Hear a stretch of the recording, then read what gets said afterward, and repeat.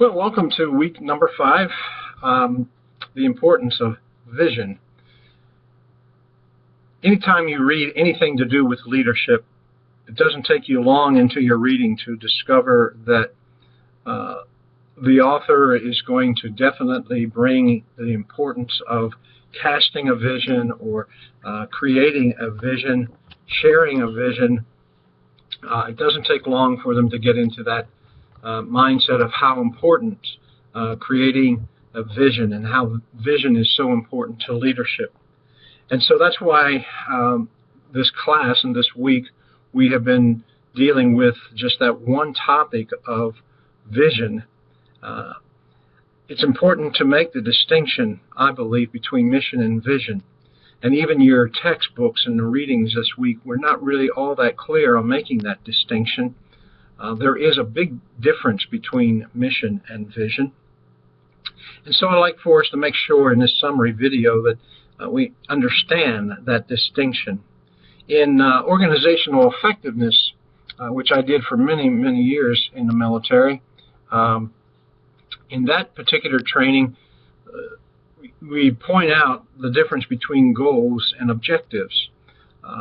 Mission and vision is very similar in the sense that goals are the overriding, the overarching. It is the how. So we can say that the mission is, it's not the how, the what. I'm sorry. The mission, as well as goals, which relates to goals, the mission is the what. What is it that we want to accomplish? What is it that we want to do? Whereas the vision are much like the objectives in organizational effectiveness. The vision is the how. How are we going to accomplish the goals?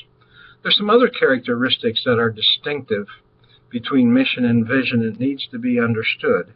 And that is, not only is the mission the what, but the mission is non-negotiable. It can't be changed. It is what stands. Whereas the vision is negotiable. Let me introduce it this time. I think it'll bring some clarity to this. There's no question that the mission has been given to us, the church has been given to us by Jesus. Matthew 28:18-20 is very clear in setting forth what we call the Great Commission, and it is our mission as the church. It says, "All authority in heaven and on earth has been given to me," Jesus is saying. "Therefore go and make disciples of all nations, baptizing them in the name of the Father and of the Son and of the Holy Spirit, teaching them to obey everything I have commanded you. And surely I am with you always to the very end of the age." This is our mission. This is what we are about. Jesus has given us the authority to go into the world, to teach, preach, baptize, to make disciples. That is our mission. Now, how we go about doing that and how we do that locally in the congregation becomes the vision.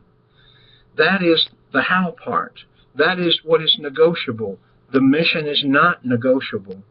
Also, the mission is always directed toward the organizational's purpose and primary goal. Our primary goal as a church is to make disciples, to preach and to teach. We have to just define how we are going to do that. It is internal. It is meant for the stakeholders, so to speak. It is for the believers themselves. The mission is always for those internally, whereas the vision should be not only for the internal, but it should be primarily the external. And how we are going to go into the world. Where is our world going to be? How are we going to define our world? And what target audience are we going to go after? Therefore, vision is about the future. I mean, I'm talking not something 5-10 years necessarily. It much more closer than that. It can be 5 minutes from now. It can be 2 minutes from now. It can be 5 seconds from now. But vision is how you are going to go about answering the question of the what, the mission. How are we going to do this? Jesus telling us to go into all the world It is virtually impossible for the local church to go into all of the world, but we can define our piece of the world, whether that's going to be with the unchurched and disgruntled, whether that is with the homeless, whether that's going to be with those who have addictions to a variety of substance or practices, activities, or whether that is unwed moms. The list goes on and on of people right within a radius of our churches that needs to know Christ and needs the assistance of Christ's body. And what we need to define and what we need to recognize is, how are we going to go about that? Who is it that we're going to go to? Who is going to be our world for this particular period of time in our existence, and how we're going to go about doing that? That's the difference between mission and vision, and it's so critical in leadership because, as you can see, if you don't have that distinction, you're not going to be a very effective leader. Another point that is very important to remember in this whole matter of vision is, where do visions come from? Where do you get the vision? If now, okay, we are to pinpoint and focus into a target audience of bringing the gospel and bringing Jesus to a particular group of people within our community, where does that come from? How do we know that? Well, I believe the Blackabees really hit it right on target when they talk about there's only one source from which a vision comes, and that is from the revelation of God. And so what does that mean? How do you determine? I think that means prayerful consideration, not only the individual pastor, the person ultimately in charge, but taking the leadership and however your structure and whatever your structure looks like in your particular tribe, whether that is the board of elders or whether that is the administrative board, but people who have been given the responsibility to be leaders in your particular congregation, bringing them together and deliberately and purposefully slowing yourselves down long enough to spend time in prayer, praying to God, listening to God, waiting for God to give direction and guidance, to be able to express to one another what it is that you are sensing and you are feeling God to do in leading you as a congregation as you formalize and put together your vision of how you're going to go and make disciples for Jesus Christ.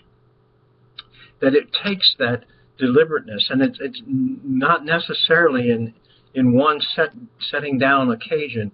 It may take many times of setting. It may take a period of time so that you can sense and there be a sense of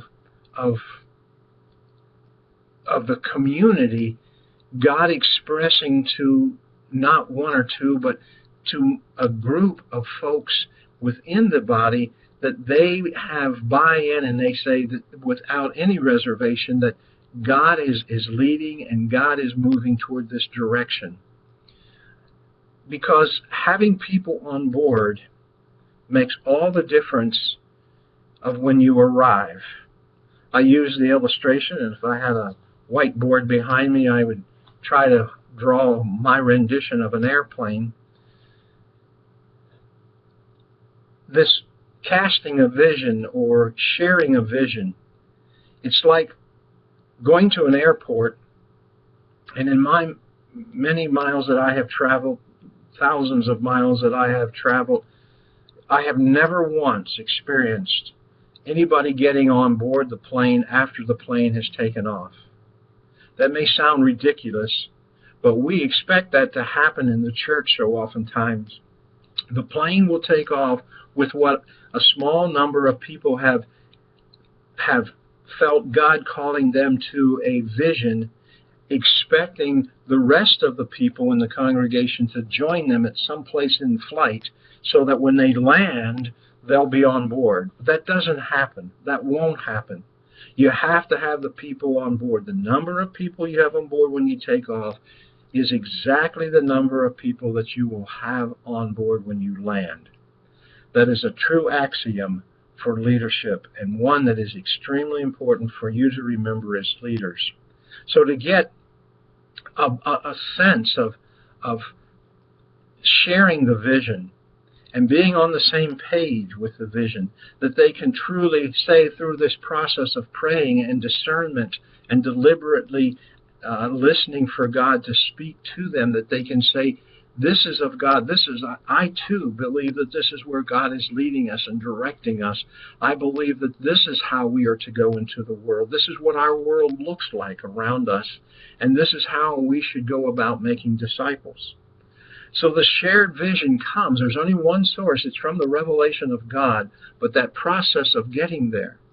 I know of one pastor that is new to the congregation, and he shared in a sermon recently of how he had prayed and how God was really leading him in this direction, and he wanted them to pray and wanted them to come back and to talk about, and he set up a particular meeting time.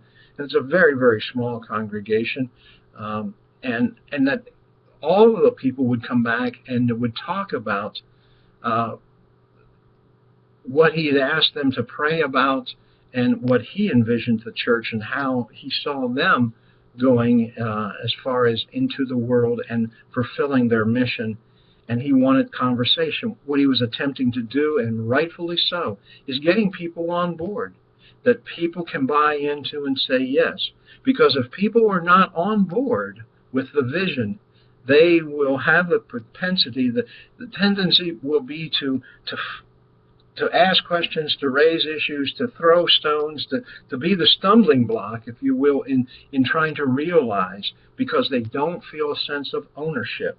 So ownership is extremely important in having them feel the sense of sharing. How do you clarify the vision? Well, in this little short clip that I asked you to look at this week, I think those 3 points are well taken about clarifying a vision. To ask the question when you're considering in prayer and asking God to give you the direction, really 3 questions need to be asked in the back of your mind, and that is, what are we good at? What do we do best as a congregation? Secondly, what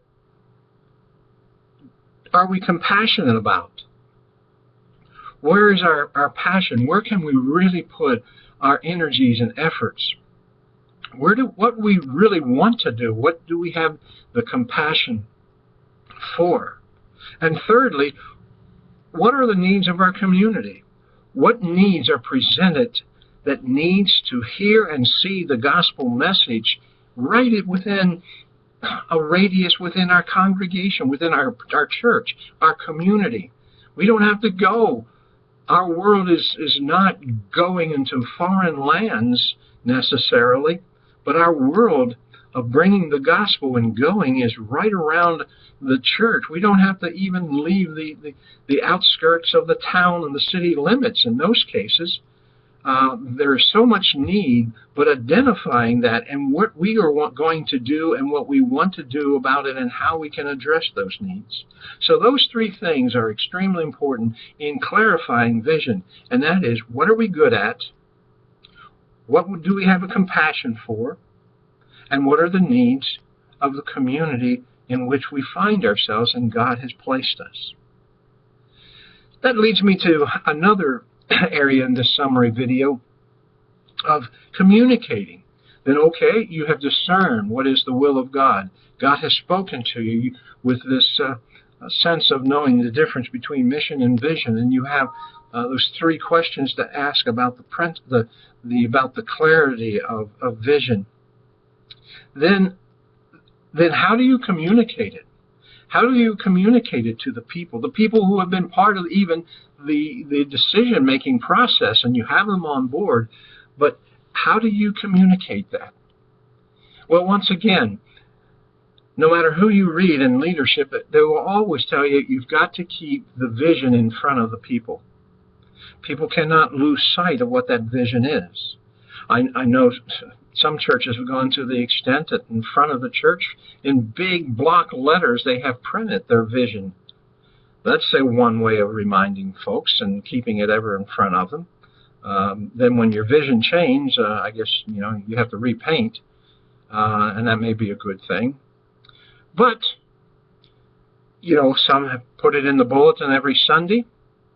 Now, most people that I have seen that put that in, they make the mistake. They call their vision their mission. It's not really their mission statement. It's their vision. It's how they're going to go into the world.